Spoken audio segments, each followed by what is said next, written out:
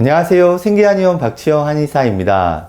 제가 과거의 다른 영상을 통해서 피부와 땀을 주제로 말씀을 많이 드렸는데요. 피부 치료에 있어서 땀을 배출하고 땀을 충분하게 흘리는 건 정말 중요하죠. 그래서 저는 피부 치료에 운동과 반신욕을 매우 적극적으로 안내드리고 있습니다. 그런데 운동과 반신욕뿐만 아니라 사우나 찜질방 통해서도 땀을 충분히 배출할 수가 있죠. 그래서 이번 영상에서는 사우나 활용에 대한 방법을 소개해 드리려고 합니다.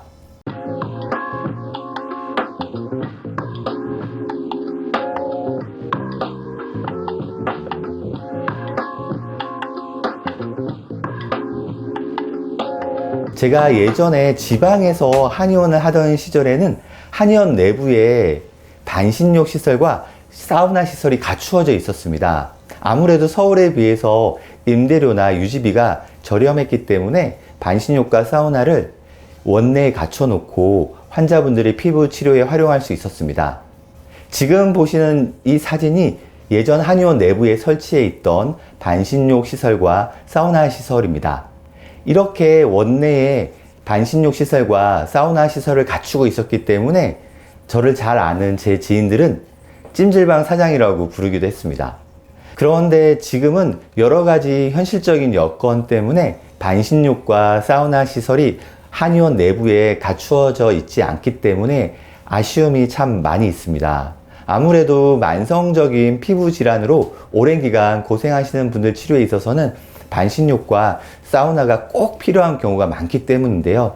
그래서 그런 분들께는 직장이나 집 가까운 인근의 목욕탕이나 찜질방에서 반신욕과 사우나를 하시도록 안내드리고 있습니다.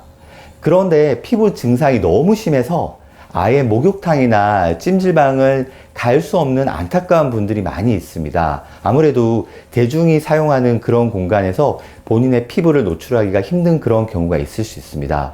그래서 이러한 경우에는 가정용 사우나기를 구입해서 활용하시도록 권해드리고 있습니다.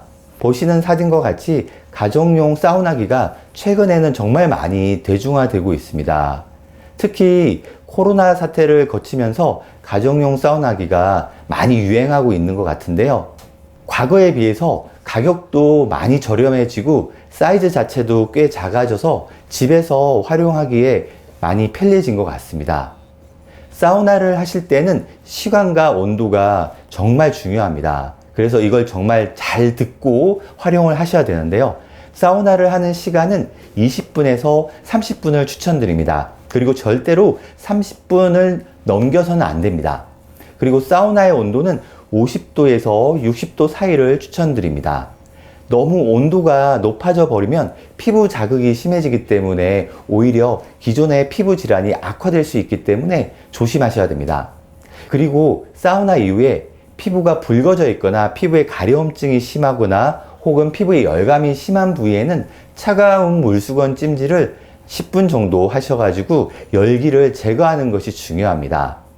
그리고 피부에 2차 감염이 심한 경우 혹은 진물이 심한 경우에는 사우나 자체를 하지 않는 것이 좋습니다. 물론 가벼운 2차 감염이나 진물이 가벼운 경우에는 사우나를 하실 수 있는데요. 사우나 할 때 열기가 피부에 자극을 줄 수 있기 때문에 피부 손상이 심한 경우에는 사우나 자체를 피하시는 것을 추천드립니다. 사우나를 하면 땀을 많이 흘리게 되죠. 운동과 반신욕은 비교가 되지 않을 정도로 아주 빠른 시간 안에 아주 많은 양의 땀을 흘릴 수가 있겠습니다. 이렇게 흘리는 땀으로 인체 내부의 독소와 노폐물을 배출할 수 있는 것인데요. 실제로 사우나를 하면서 온몸의 피부를 통해서 악취가 그렇게 많이 올라오는 분들이 계십니다. 그 악취가 점점 빠져나가면서 피부 상태가 회복되는 걸 또 경험하시게 되는 거죠. 그런데 제가 강조드리고 싶은 것은 땀을 빼려는 목적으로 사우나에 집착해서는 절대 안 된다는 겁니다. 이 땀이라는 것은 사우나의 목표가 아니라 결과물이 되어야 합니다. 그래서 초기에 땀이 잘 나지 않더라도 매일매일 꾸준히 반복하시다 보면 땀이 저절로 잘 나오게 됩니다. 가끔씩 사우나에 너무 집착하시는 분들 중에는 땀을 빼려는 집착 때문에 온도를 너무 높이거나 시간 자체를 30분 이상, 1시간 이상 하시는 분들이 계세요. 이렇게 하시면 피부에 손상이 심해지기 때문에 절대 안 됩니다. 제가 안내해 드린 대로 시간과 온도를 잘 지켜서 사우나를 하시는 것을 다시 한번 강조드립니다. 지금까지 사우나를 통해서 땀을 배출하는 방법에 대해 설명을 드렸는데요. 반신욕에 대해서 간략하게 설명을 드리겠습니다. 반신욕은 38도에서 40도 사이의 온도에서 체온보다 살짝 높은 온도의 물에 하시는 것이 좋습니다. 시간은 20분에서 30분을 추천드립니다. 반신욕 역시 30분 이상을 넘지 않는 것이 좋습니다. 이 반신욕을 하는 의미는 차가운 하체를 따뜻한 물에 담그게 되죠. 그러면 하체 쪽의 온도가 상승하면서 혈관 확장과 림프 확장이 이루어지게 됩니다. 이로 인해서 인체 전신의 혈액순환과 림프순환이 원활하게 되는 것입니다. 자연계의 대류현상과 같이 인체에서도 원활한 대류현상, 원활한 순환이 펼쳐지게 되는 것이죠. 그런데 반신욕은 물에 직접 접촉하기 때문에 피부에 염증 반응이 심하거나 진물 반응이 심한 경우에는 조심하셔야 됩니다. 그리고 2차 감염이 심한 시기에도 반신욕을 조심하셔야 됩니다. 마지막으로 반신욕과 사우나를 함께 활용할 수 있는 방법을 소개해 드리겠습니다. 사실 이렇게 반신욕과 사우나를 함께 하시면 더욱 시너지가 나서 효과가 좋은데요. 반신욕을 10분 정도 하고 나서 곧바로 연결해서 사우나를 20-30분 정도 하는 방법입니다.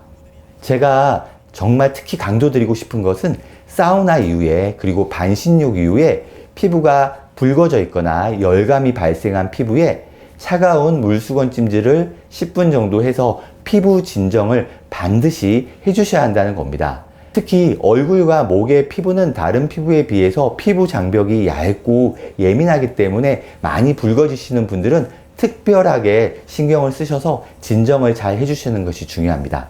말씀드린 것처럼 사우나와 반신욕은 피부 치료에 큰 도움이 될 수 있습니다. 하지만 올바른 방법으로 하지 않으면 오히려 기존의 피부 질환이 더 악화될 수 있습니다. 만성적인 피부 질환으로 고생하고 계시면 가정용 사우나기를 구입하셔서 활용해 보시는 것을 적극적으로 추천드립니다. 영상 보시고 궁금하신 점은 댓글로 남겨주시면 답변 드리겠습니다. 이 영상이 도움이 되셨다면 구독, 좋아요, 알림 설정 부탁드립니다. 시청해 주셔서 감사합니다.